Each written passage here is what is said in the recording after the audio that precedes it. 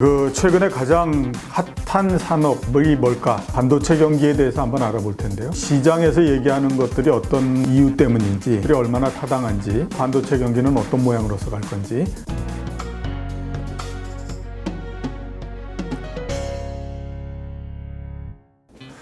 안녕하세요. 선대인경제연구소 선대인 소장입니다. 자, 2020년도 선대인TV와 함께 열심히 달려보시죠. 자, 저희 연구소가 새해 특집 이벤트를 21일까지 진행하는데요. 많은 분들 좀 가입하셔서 경제적 안목도 키우시고 또 저희가 심혈을 기울여서 준비한 각종 특집 보고서 함께 나가니까요. 좀 참고해 보시면 좋겠습니다. 자, 올해도 선대인TV와 함께 해주시는 분, 이정우 센터장님이십니다. 안녕하십니까. 이정우입니다. 네. 자, 센터장님, 경제 이슈 브리핑 이번에는 어떤 주제 한번 좀 다뤄볼까요? 최근에 가장 핫한 산업이 뭘까라고 하면 역시 이제 기존 산업 중에서는 반도체가 가장 핫합니다. 네. 올해 우리나라 경제가 작년보다는 괜찮을 거다라고 하는 전망이 굉장히 많은 상태이거든요. 네. 이렇게 국내 경제가 작년을 바닥으로 해서 올라올 거다라고 하는 전망에 가장 기본이 되는 것들이 반도체 경기가 작년보다는 훨씬 더 올해가 좋을 거다라고 하는 것들이 많이 있기 때문에 오늘은 반도체 경기에 대해서 한번 알아볼 텐데요.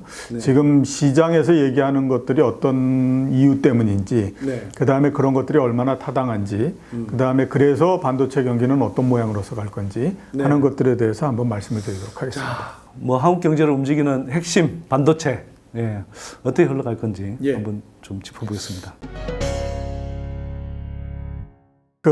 먼저 이제 역사적으로 한번 말씀을 드리게 되면 반도체가 산업으로서 자리를 잡기 시작한 건 90년도서부터고요. 그 이후로 지금까지 6번의 경기 사이클이 있었습니다. 제일 컸던 거는 이제 94년도, 2년, 3년, 4년 이때가 이제 가장 컸는데요. 아시는 것처럼 그때가 이제 PC가 전체적으로 아무튼 크게 보급이 됐던 때고, 그 다음에 이제 마이크로소프트에서 윈도우라고 하는 것이 출시가 됐죠. 그래서 이제 반도체에 대한 수요가 굉장히 크게 증가를 했었거든요. 그 당시가 제일 바닥일 때에 비해서 매출이 6배 정도가 늘어났었습니다. 가장 최근에 반도체 경기가 좋았던 건 2016년 하반기서부터 시작해서 2018년 9월 달까지 있었던 사이클, 요 전 사이클 있죠. 그때 매출액이 3.3배 정도 늘어났거든요. 전체적으로 반도체 사이클상 봤을 때도 두 번째로 큰 거였고, 기간도 굉장히 길었기 때문에 굉장한 슈퍼 사이클이었다라고 볼 수가 있죠. 그리고 이제 2018년 9월 달에 피크를 치고 내려오기 시작을 해서 대부분 생각이 뭐였냐면, 이 정도 크기의 사이클이 한번 지나가게 되면 그 다음에 사이클이 오는 데까지 시간이 굉장히 많이 걸릴 거다라는 얘기들을 많이 했습니다. 그리고 아주 좋다고 하더라도 6분기 정도, 1년 반 정도는 지나야 뭔가 되지 않겠냐라는 생각을 했었거든요. 왜 그러냐면 반도체 경기가 한번 꺼지고 난 다음에 쓸 때까지 보니까 평균적으로 5분기에서 6분기 정도씩은 걸리더라라고 하는 거였습니다. 재고를 소진하고. 그렇죠. 근데 이번 같은 경우에 그러니까 바닥을 치고 올라오고 뭐 이러는 데까지 굉장히 짧은 시간 내에 진행이 돼버렸죠. 그러니까 2018년도 7월 달에 피크를 치고 내려오기 시작을 해서 2019년도 한 5월 달 정도 되면 이미 바닥에 도달하는 형태가 되거든요. 그러니까 한 3분기 정도 만에 이게 도달해 버렸잖아요. 그래서 굉장히 아무튼 빠르게 끝이 난 형태였고, 그 다음에 이제 가격이나 이런 것들이 매출도 그렇고요. 그냥 옆으로 쭉 이렇게 기다가 작년도 한 11월 정도서부터 이게 천천히 지금 올라오고 있는 상태예요. 한두 달 전부터. 그래서 대개들 많이 이제 기대하는 것이 드디어 이제 바닥은 친 것 같다. 이렇게 이제 기대를 많이 하고 있는 그런 상태인 거죠.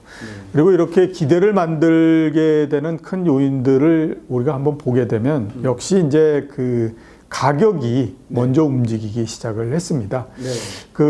작년도 한번 돌이켜 보시면 7월 달에 일본이 한국에 대한 무역 이 규제가 있었지 않습니까? 규제 품목 3개가 반도체 소재였거든요. 그러니까 그래서 국제 반도체 시장에서는 일시적으로 디램 가격이 한 24% 정도 오르기도 했었는데요. 근데 그거는 오래 가지 못했습니다. 오래 가지 못하고 다시 내려왔고, 그랬는데 이제 11월 달서부터 조금씩 이렇게 올라오기 시작해서 그 11월 달에 디램이 24.5달러 정도였던 게 그 최근에 32달러 정도까지 상승을 했습니다. 단기간에 굉장히 단기간에 굉장히 빠른 속도로서 네. 상승을 했죠. 네. 그 다음에 또 하나는 그 상대적으로 매출이 이제 증가를 하기 시작했는데요. 작년 하반기서부터 현재까지 매출이 한 30% 정도 증가를 했고요. 네. 그 작년 한 3분기 정도까지는 반도체 기업들이 굉장히 많은 재고를 가지고 있었어요. 네. 근데 이게 매출이 상당히 빠른 속도로서 늘어나다가 보니까 그 이 재고가 지금 아주 빠른 속도로서 줄어들고 있는 그런 상태거든요. 네. 그러면 기업 입장에서 봤을 때는 제품을 갖고 있는 거는 빨리빨리 많이 나가고 그러다 보니까 그동안에 쌓아놨던 재고가 급격하게 빠른 속도로서 줄어들다 보니까 네. 이제서부터는 생산이 계속해서 늘어나는 거고 당연히 시간을 두면서 가격이 계속해서 올라갈 가능성이 높다. 네. 이렇게 이제 보는 거죠. 네. 그렇게 되다 보니까 드디어 이제 반도체가 바닥에 왔다.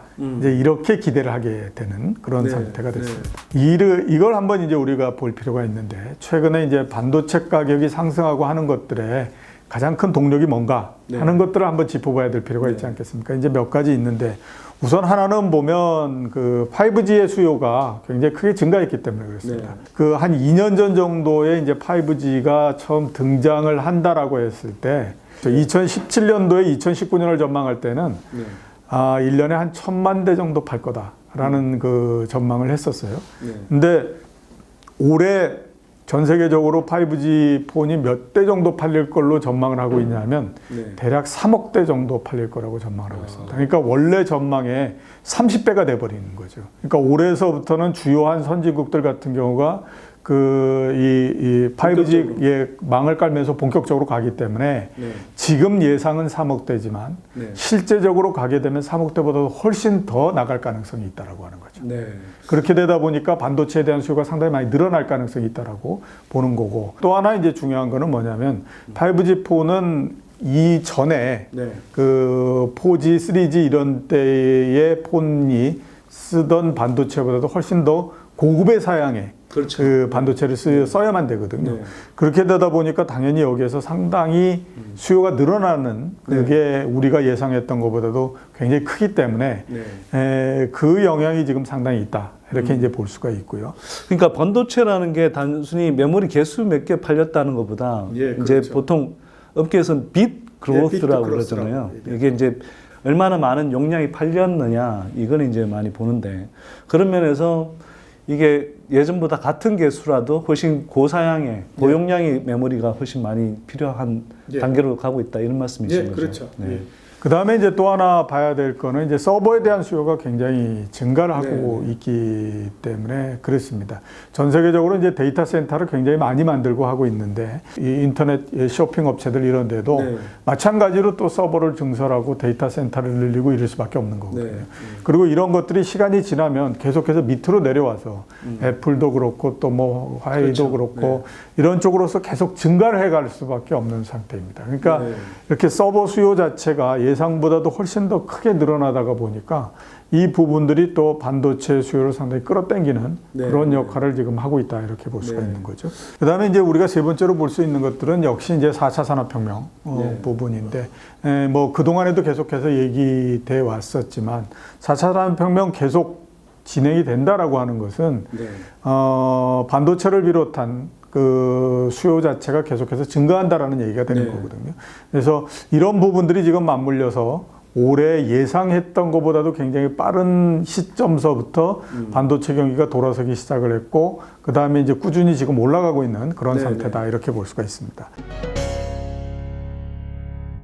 자, 그러면 우리가 이제 여기에서 생길 수 있는 몇 가지 점을 우선 한번 볼 필요가 있습니다. 먼저 이제 주가 측면에서 한번 보면 작년도 하반기 들면서부터 반도체 주식들이 굉장히 많이 상승을 하기 시작했습니다. 작년 초 대비해서 삼성전자도 그렇고 SK하이닉스도 그렇고 1년 동안의 주가 상승률이 50% 정도였거든요. 그 두 개를 합치면 시가총액의 30% 정도가 되기 때문에 30% 정도가 50%가 올라갔다라고 하는 거는 종합주가지수 전체에 미치는 영향이 대략 한 15%가 조금 못 되는 형태까지 간 거죠. 작년도 우리나라 종합주가지수 올라간 게 7% 정도, 네, 네. 8% 뭐 요 정도였거든요. 그러니까 이게 얼마나 큰 역할을 했는지 하는 것들을 볼 수가 있는 거죠. 자, 그리고 또 하나 이제 생각해야 될 게 뭐냐면 반도체 경기의 사이클이 만들어지는 것이 과거하고는 이유가 달라진 거죠. 그러니까 과거 같은 경우에는 PC의 주기하고 맞물렸잖아요. 왜냐하면 반도체의 가장 큰 수요가 개인들이 가지고 있는 PC의 수요가 가장 많았고, 근데 최근에는 이제 그런 PC에 대한 수요, 이거는 옛날만은 못합니다. 왜냐하면 PC도 굉장히 좋아지는 형태가 됐기 때문에 옛날만큼의 교체 수요가 그렇게 많지는 않아서요. 대부분 많이 그 반도체 경기를 만드는 게 앞에서 말씀드렸던 서버 수요라든가 뭐 이런 것들이 이제 만들기 때문에 그 옛날하고는 모양이 달라진 거죠. 근데 과거에 PC에 의해서 반도체 사이클의 주기가 만들어질 때는 이 반도체가 오르고 내리는 거에 그 강도가 굉장히 강합니다. 그러니까 한번 좋아지면 엄청나게 좋아지고 나빠지면 엄청나게 나빠지고 이런 형태가 돼버렸거든요. 그래서 아까 제가 말씀드렸던 것처럼 90년대 중반, 그 다음에 IT 버블 이럴 때는 한번 바닥을 치고 올라가기 시작하면 매출이 6배 막 이렇게 뛰는 형태가 됐잖아요. 근데 이전에 그 2016년도서부터 경기가 좋았던 거는 그거는 어떻게 생각하면 수요처가 바뀌면서 아주 특이하게 이루어졌던 형태였습니다. 그러니까 그 그림이 나올 수는 없는 거죠. 이번 같은 경우에. 그리고 그 2016년도서부터 경기가 좋아지고 했을 때는 정말로 없었던 서버가 갑자기 크게 증설이 되고, 그 다음에 이게 뭐 스마트폰이나 이런 것들도 예상을 뛰어넘어서 굉장히 수요가 확대되고 이래서 원초적으로 없는 것에서 크게 증가했기 때문에 당연히 보게 되면 이 그 진폭이 굉장히 커질 수밖에 없는데, 지금은 그래도 서버의 수요가 늘어난다고 하더라도 기초적으로 어느 정도의 서버에는 모두 다 갖춰져 있는 형태이기 때문에 이게 늘어난다고 하더라도 그렇게 크게 늘어나거나 이럴 수가 없는 거죠. 그러니까 경기의 진폭 자체는 이전에 비해서 상당히 좀 적고, 그 다음에 올라가는 이 속도도 상당히 둔하게 나올 가능성이 있다라고 하는 부분들은 좀 인정을 하셔야만 됩니다. 자, 그래서 전체적으로 한번 정리를 해보게 되면 반도체 경기가 작년도에 바닥을 친 건 맞고, 올해 어느 정도 회복되는 것도 맞고, 뭐 이렇게 갈 텐데, 회복의 강도나 그 다음에 또 지속 기간 이런 것들은 요 전에 2016년도서부터 반도체 경기가 좋아졌을 때에 비해서는 상당히 좀 떨어지는 형태가 되니까 그때만큼을 기대하기는 어렵다라고 봐야 될 것 같고요. 대신에 이제 이게 그래도 국내 경제는 상당히 역할을 합니다. 왜냐하면 반도체가 우리나라 경제 전체에서 차지하는 비중, 또 수출에서 차지하는 비중, 이런 것들이 굉장히 큰 상태이거든요. 그렇기 때문에 반도체가 어느 정도 올라오게 되면, 특히 가격이 만약에 여기에서부터 한 40%, 50% 정도만 오른다고 하더라도 이 지난 한 1년 동안에 반도체 매출이 굉장히 많이 줄었지만 그게 물량이 줄어든 건 아니고 가격이 떨어져서 그렇거든요. 근데 만약에 이제 가격이 한 50% 오른다라고 하게 되면 앉은 자리에서 그 매출이 50%가 증가하는 겁니다. 그렇기 때문에 이게 전체 경제에는 상당히 좀 역할을 많이 한다, 이렇게 볼 수 있기 때문에 그런 면에서 폄하할 거는 아니다라고 보이고요. 대신에 또 너무 큰 기대를 하는 것도 그렇게 뭐 바람직하지는 않은 것 같다, 이렇게 생각이 됩니다. 오늘 반도체 경기가 어떻게 전개될 것인지 좀 살펴봤고요. 그래서 삼성이 뭐 며칠 전에 이제 시안 2공장 또 국내의 평택 1, 2공장에 낸드하고 디램 이 반도체 증설 계획을 내놨습니다. 한 17조 정도. 그럼에도 불구하고 이게 뭐 본격적인 그런 이제 투자 시작이다, 이렇게 보기는 아직 좀 먼 것 같고요. 추이를 조금 더 지켜볼 필요는 있을 것 같습니다. 자, 오늘 이 시간 여기서 마치겠고요. 좋아요, 구독하기 기본에다가 이번에는 선대인경제연구소 새 이벤트 때 회원 가입하기 잊지 마시고요.